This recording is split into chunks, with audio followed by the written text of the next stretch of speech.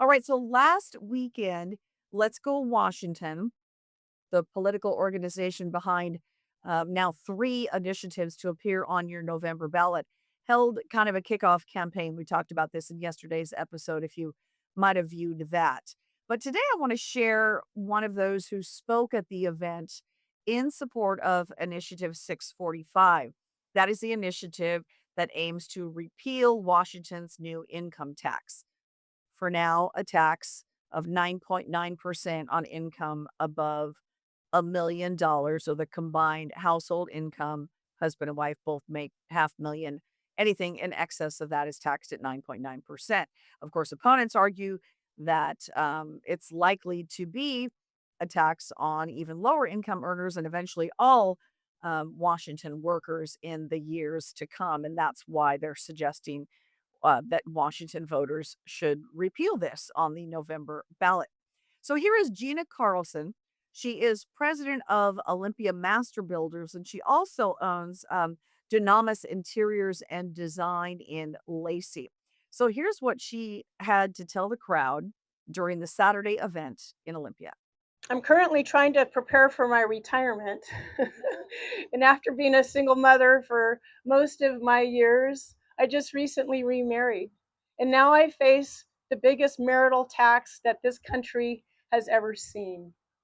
My retirement, my kids' inheritance, and we live at a time where young people can't even afford the American dream of owning a home.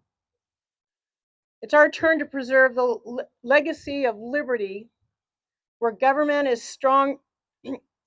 Government is strongest when it serves the people and not robs them. To say that little piggies on the hill can keep their hands out of my piggy bank until they can be trusted and until they can be responsible to we the people. I, for one, am sick of the parasitic, victim-driven politics that we see here in our state. I don't know about you, but I know that this millionaire's tax is, as they say, to build a better funded state. And I say, vote them out and let's rebuild our state with a better balanced budget. I did reach out to Invest in Washington Now. They are the main group funding the No campaign on for all 3 of the initiatives.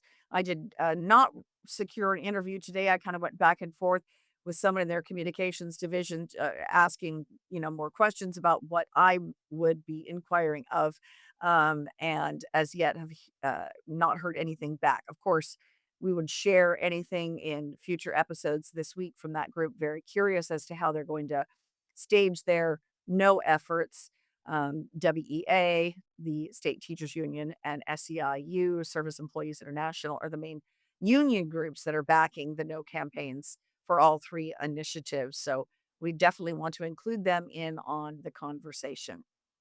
But I also want to share part of a conversation that I had back in April with Larry Springer. You may recall he was the main Democratic representative who came out initially and said, don't believe Democratic supporters who say, of the income tax, who say this is only going to be a tax on millionaires.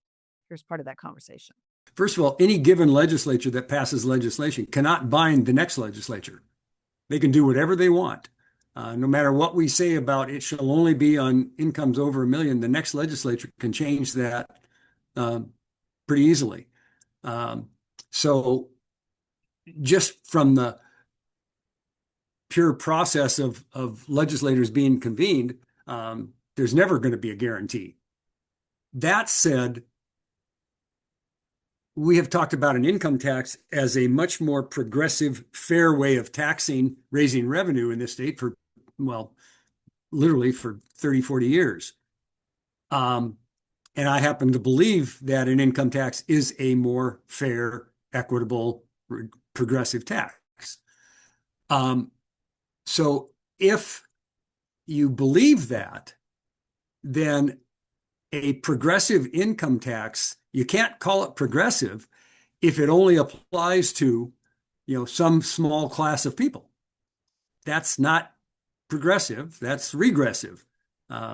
And So the notion that this could be expanded to others, there's, the precedent at the federal income tax level, there are thresholds, and they just, they're lowered, raised as the legislatures deem fit.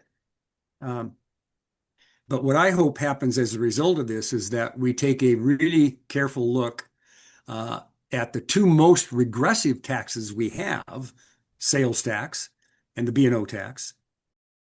So much more to come in the weeks and months ahead as we move toward the election. Now, just 84 days until the November 3rd general election, when all three of those initiatives will appear on your ballot. So, worth spending some more time kind of breaking those down.